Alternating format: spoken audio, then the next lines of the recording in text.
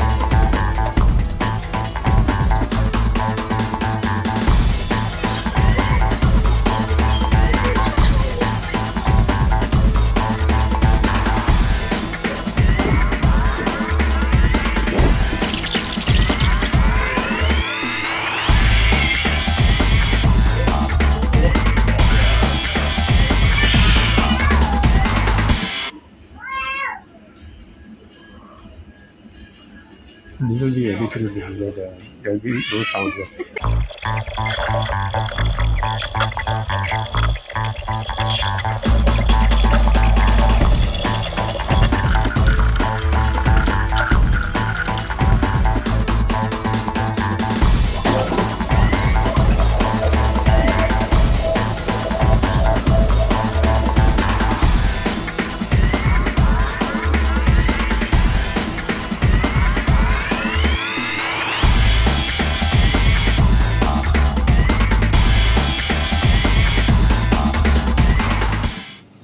So I'm not quite far away from the KL Petronas Tower.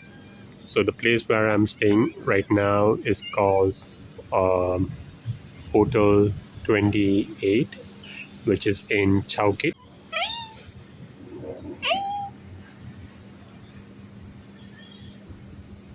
Hi, what you doing? She's not leaving us.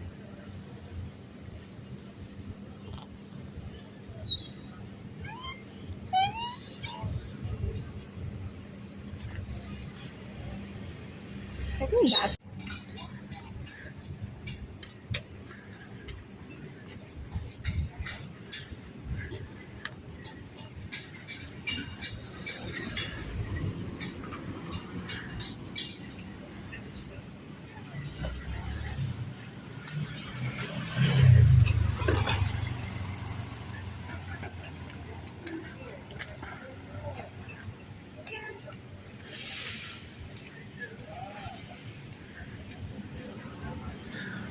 So then, can you tell me where the nearest bus stop is?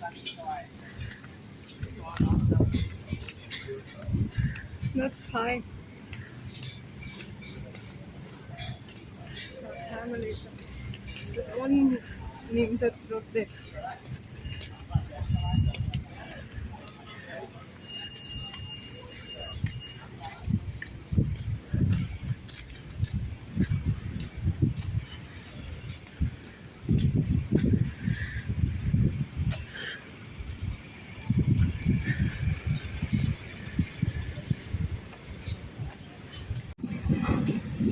Look at this magnificent beauty of KL Petronas Tower, the Twin Tower.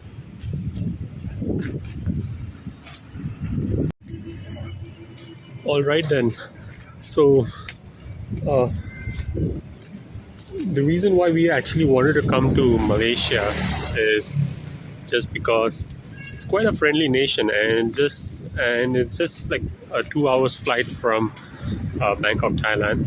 So we boarded a flight from Don Mueang International Airport. This took us like around 2 hours to reach Kuala Lumpur. Um, no, there was no hassle as such, and yeah, I mean, like the first thing that we did when we landed in Kuala Lumpur was to get the SIM card. I guess that is the most important thing that you need to do if ever you go into any foreign country, and if ever you need some access to any networks, then I guess you will require um, a SIM card at least, and an accessibility to a data network or data pack as such. Anyways, we are just on our way. Maybe we just want to just catch a bus. Maybe because the bus would be the easiest route to Merdeka Square. Now, this is something which you don't get to see in most of the countries. I mean, like if ever you go down towards um, the Putrajaya or the southern part of Kuala Lumpur, you'll get to see a lot of palm trees. And there's one thing that you really need to know about Malaysia is that Malaysia is like one of the greatest exporter and the biggest exporter of palm oil. So you will get to see a lot of palm trees around Malaysia.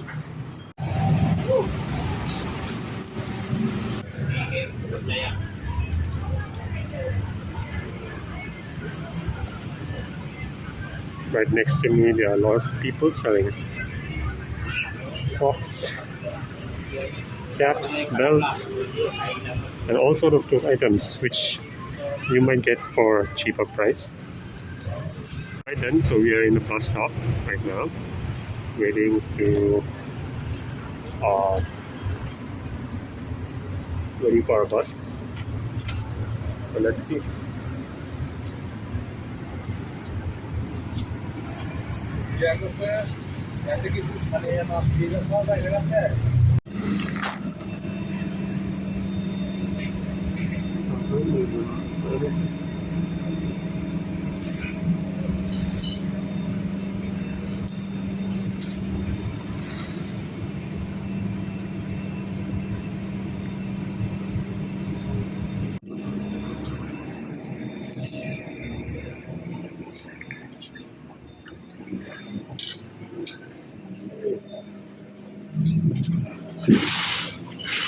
Press the button, right?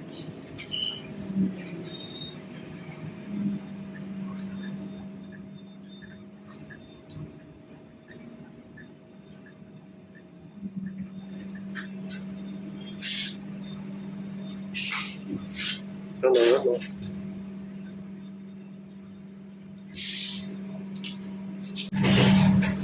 Do we tap this?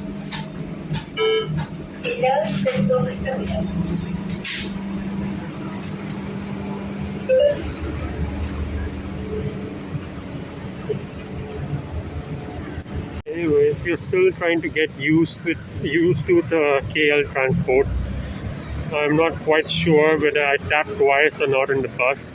I might have been deducted maybe 2 times the normal charge, perhaps. But I guess I'll have to check my balance. But check out the traffic here in Malaysia.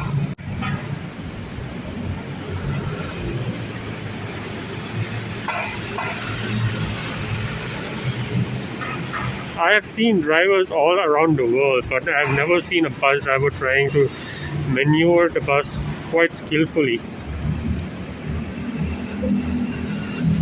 I mean, I'm a driver myself, but I'm also quite scared to make such kind of turns. All right, then we have arrived at the Merdeka Square. Check out those big flags. Quite huge.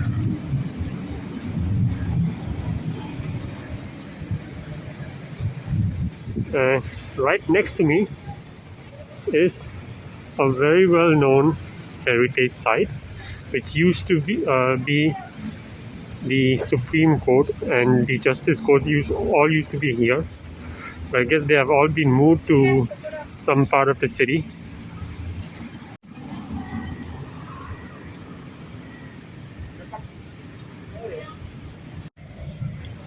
So this, my friend, is the Sultan Ahmed Samad building.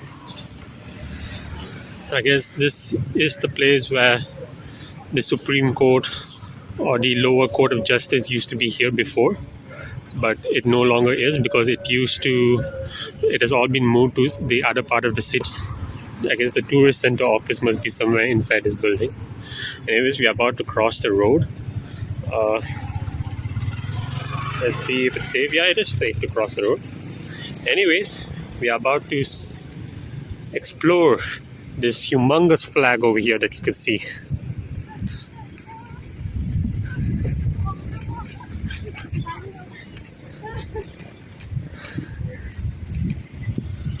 Wow, check out this big flag. This huge flag of Malaysia.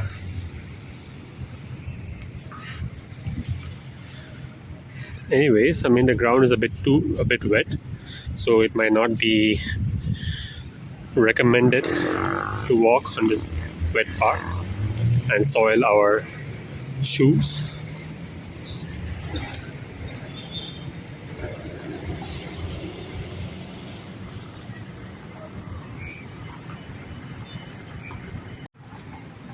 So Merdeka in Bahasa Melayu, which is the official language in Malaysia, it actually means liberty. Now, some of you may know that Malaysia was once colonized by the British people, and I think they got their independence somewhere in the early 1950s. And it is on this very ground that they actually celebrated their independence. And I guess this ground at which I'm in right now is actually very well known for most of the sporting activities. So most of the sporting activity takes place over here, especially cricket. And I guess this old ground is also quite famous because this is where they actually celebrate their independence too. I guess somewhere on this part of the ground, one of the former prime minister of Malaysia went up on stage and shouted "Merdeka, Merdeka, Merdeka" to commemorate the 50th independence of Malaysia.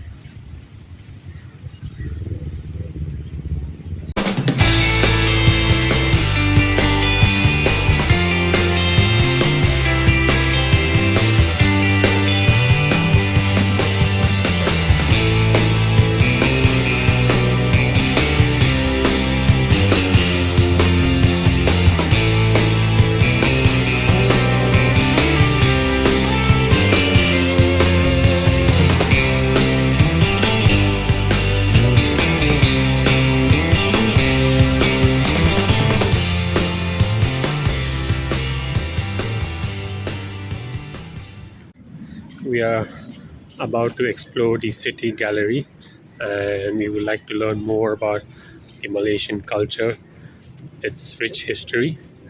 So come, let's check it out.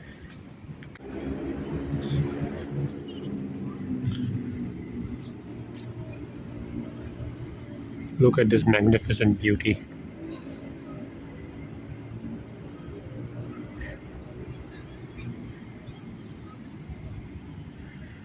Anyways, let's see, because the closing time for this city gallery is at 6 p.m. and it's like around 5:15 now, 5:15 in the evening. Hopefully it should be open. I'm guessing we may have to pay a certain entrance fee, but let's see how it goes. Okay. So this is what old Kuala Lumpur used to look like, and it has gone into a drastic transformation over the period of years.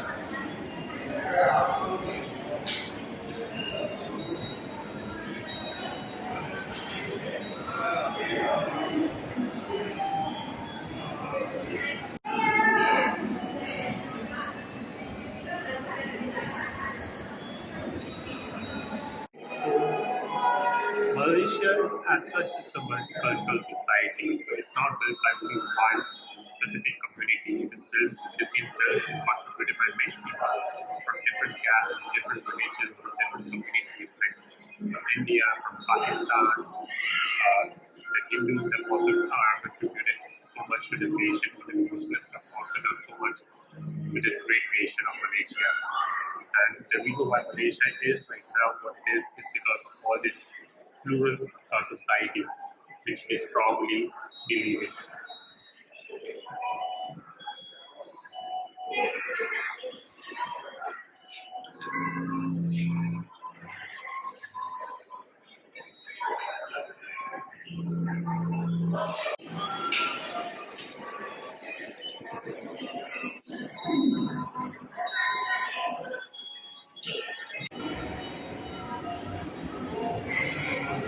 So the ground that we just went to was actually used for sporting activities like football, cricket. But over here, I guess they were playing a football match somewhere in 1903. And this is what Kuala Lumpur used to look like in 1971 during the Great Flood. Not many people had the greatest of fortune, but somehow they were able to brave this great tragic event and move forward.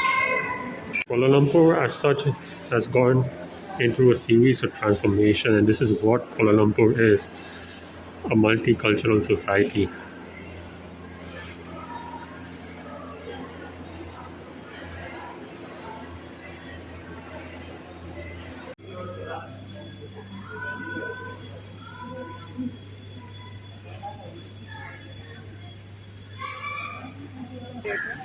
So, not so far away from the city gallery, we just walked a few meters down, and then we happened to come across this place called the River of Life.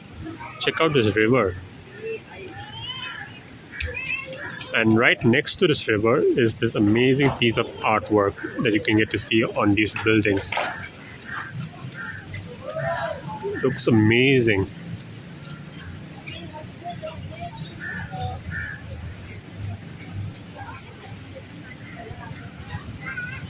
Every piece of art has a different story to tell.